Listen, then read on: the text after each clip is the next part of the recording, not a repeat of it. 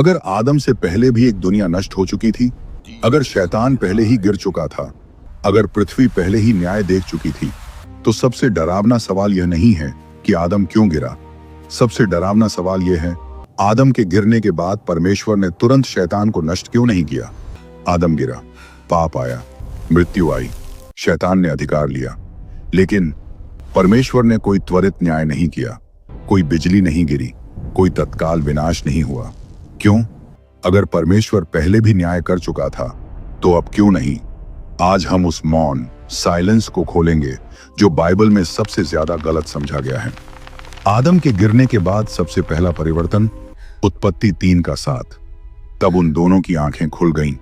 ध्यान दीजिए, आंखें पहले बंद नहीं थीं, बल्कि अब गलत तरह से खुली। क्या बदला? शरीर नहीं, वातावरण नहीं, पृथ्वी नहीं। पहला बदलाव था चेतना, कॉन्शियसनेस। वे परमेश्वर की उपस्थिति में थे, अब वे स्वयं केंद्रित हो गए। परमेश्वर की उपस्थिति से छिपना सबसे बड़ा प्रमाण, उत्पत्ति 3:8। वे यहोवा परमेश्वर से छिप गए। सवाल, क्या कोई सृष्टि अपने सृष्टिकर्ता से सच में छिप सकती है? नहीं, यह भौतिक छिपना नहीं, यह आत्मिक अलगाव था। यही मृत्यु थी। इफिसियों 2:1। तुम अपने अपराधों और पापों में मरे हुए थे। शैतान ने क्या जीता? बहुत महत्वपूर्ण। बहुत से लोग सोचते हैं शैतान ने केवल आदम को धोखा दिया।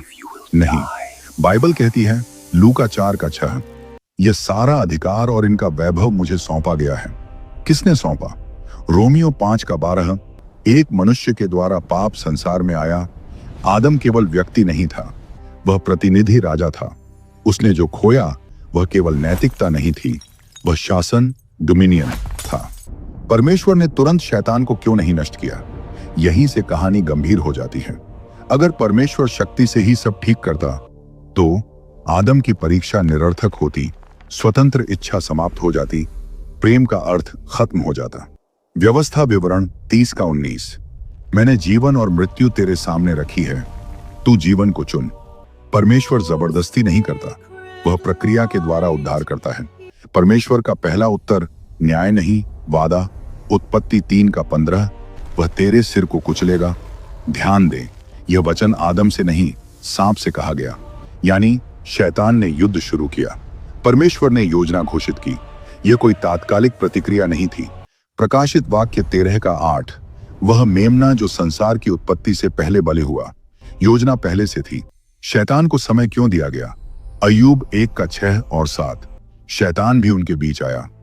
यह बहुत खतरनाक वचन है। शैतान पूरी तरह स्वतंत्र नहीं था, लेकिन पूरी तरह कैद भी नहीं था। उसे सीमित समय दिया गया। प्रकाशित वाक्य 12:12, उसके पास थोड़ा ही समय है।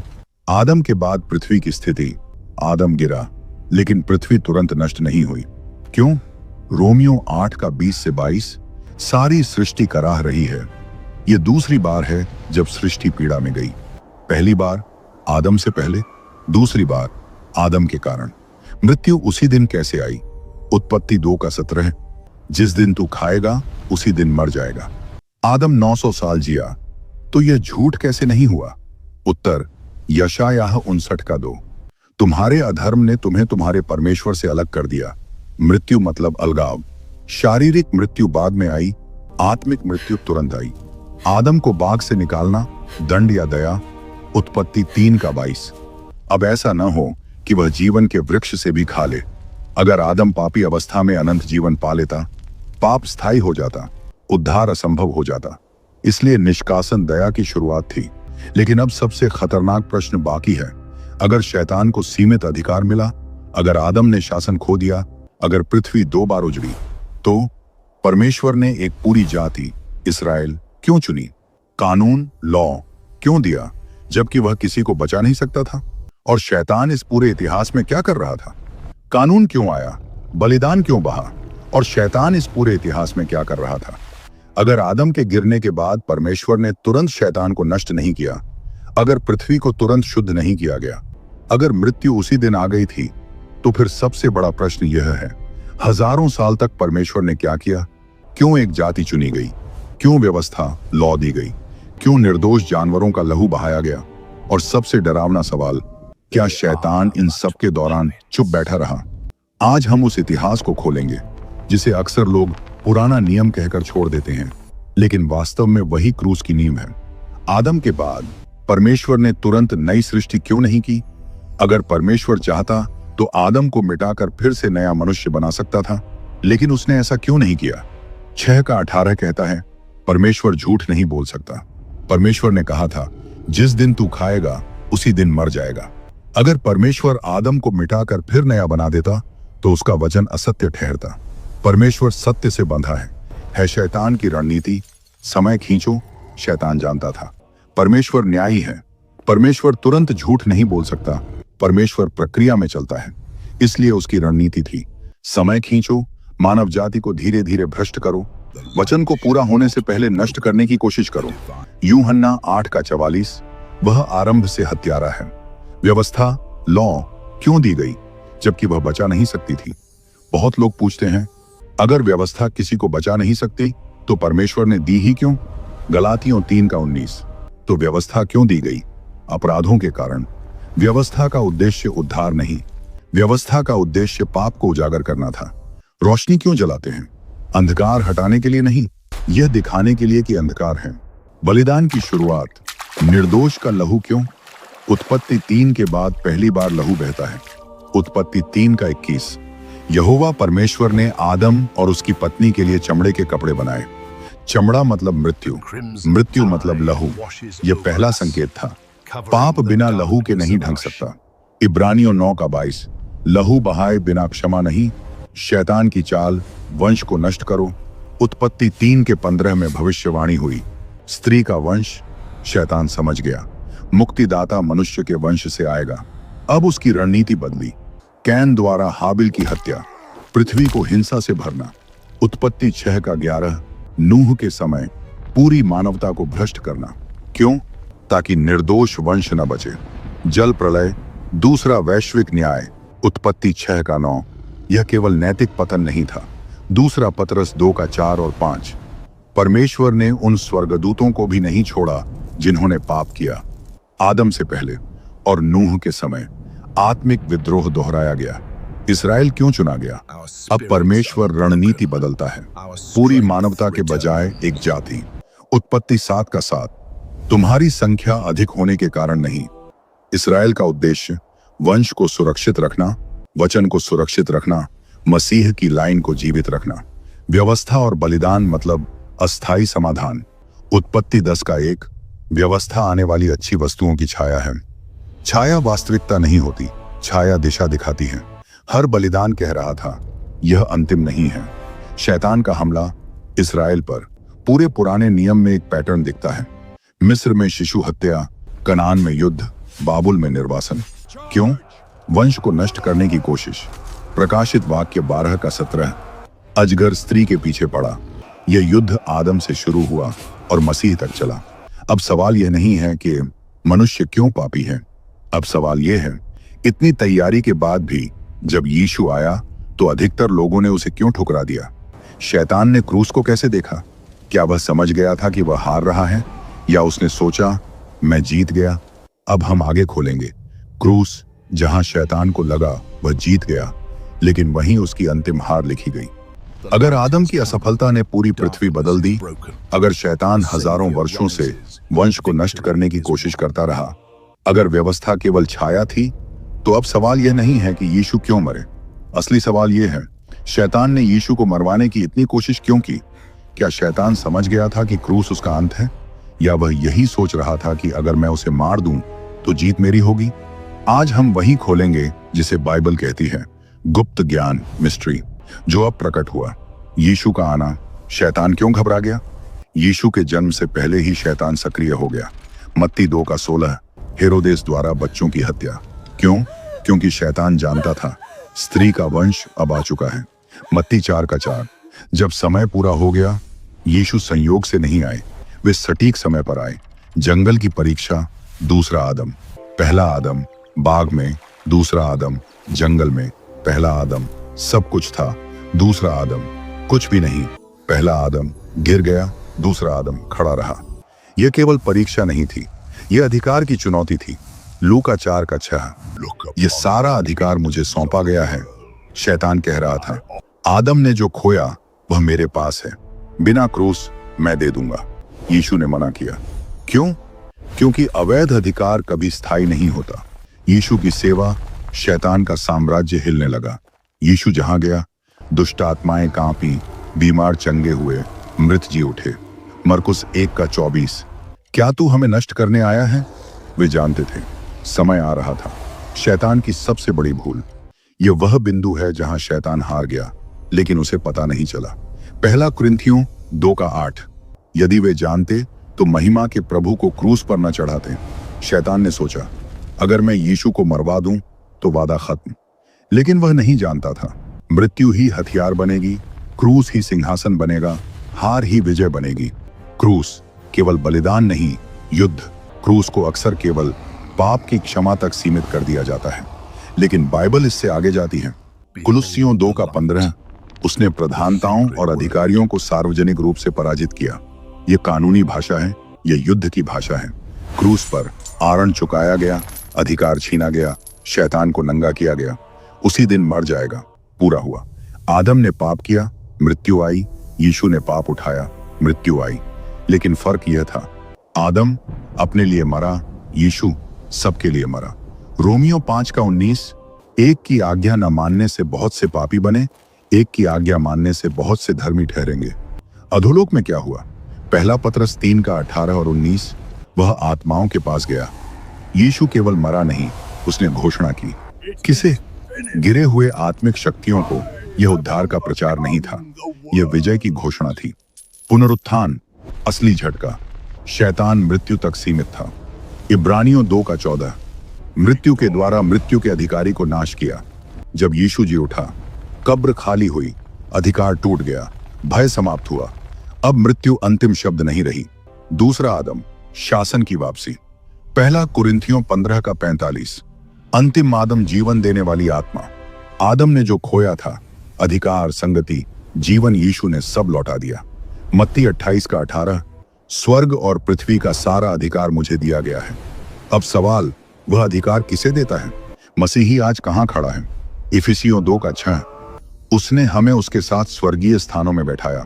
आप युद्ध में हारने के लिए नहीं, विजय में चलने के लिए बुलाए गए हैं। अंतिम सत्य। यह कहानी क्यों जरूरी है? आदम से पहले की दुनिया आपको डराने के लिए नहीं थी। आदम की गिरावट आपको दोषी ठहराने के लिए नहीं थी। क्रूस आपको कमजोर दिखाने के लिए नहीं था। यह सब यह दिखाने के लिए है कि परमेश्वर कभी हारता नहीं, शैतान कभी बराबरी पर नहीं था। योजना पहले से पूरी थी। रोमियो 8:37। हम उसके द्वारा जयवंत से भी बढ़कर हैं। आप किसी दुर्घटना का परिणाम नहीं हैं, आप किसी गलती की उपज नहीं हैं। आप उस युद्ध में जन्मे हैं जिसकी विजय पहले ही लिखी जा चुकी है।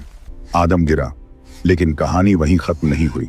यीशु उठा, और वही अंतिम वाक्य है। मसीही यह सीखे कि वह दुर्घटना नहीं है, वह योजना है। बाइबल यह नहीं सिखाती कि मनुष्य बस पैदा हो गया। बाइबल सिखाती है मनुष्य युद्ध के बीच में बुलाया गया। इफिसियों 1:4।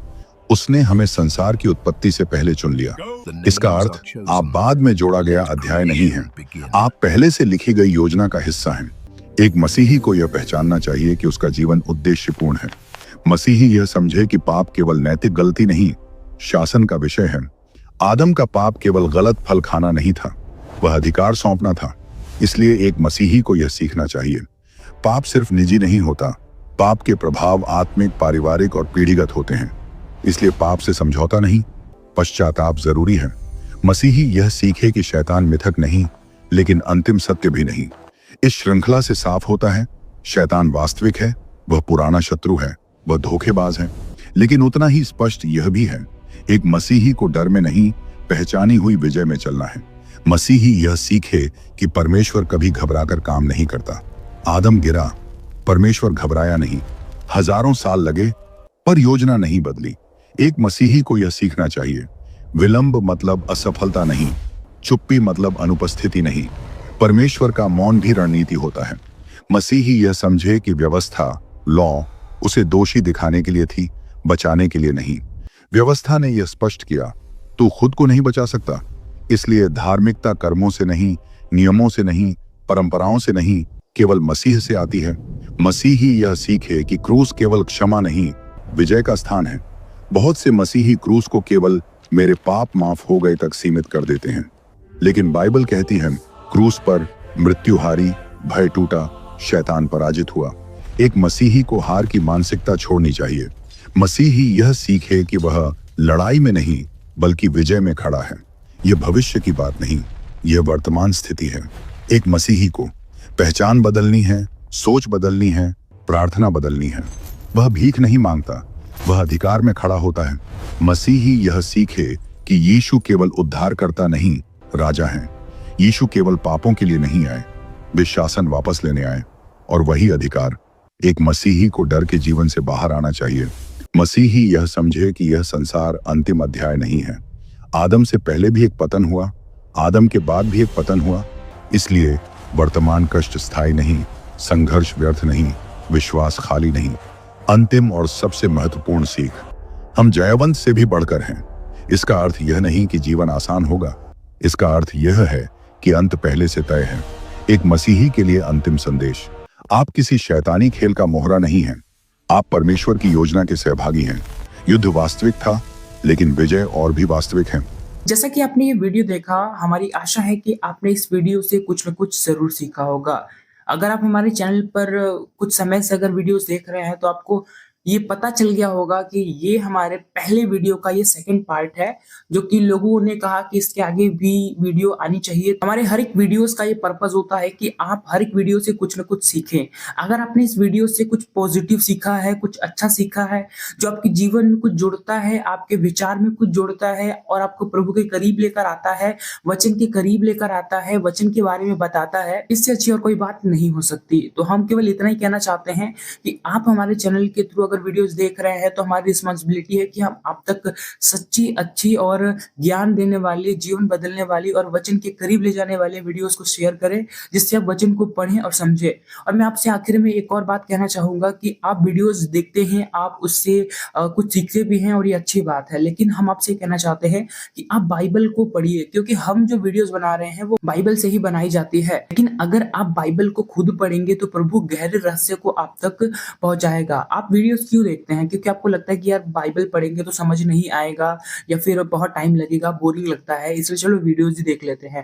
तो आप अगर आप वीडियोज़ देखते हैं, तो ज़रूर आप उससे भी सीखेंगे, लेकिन अगर आप ये मानसिकता लेकर अगर आप वीडियोज़ देखते हैं, तो आपका वीडियोज़ भी देखने का कोई मतलब नहीं है।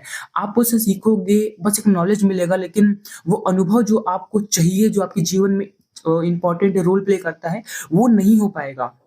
इसलिए मैं आपसे कहना चाहूँगा कि आप वीडियोज़ को देखिए, आप वीडियोज़ को समझिए और इस वीडियो में काफ़ी सारे बाइबल के वचन को आपके सामने बताया गया है।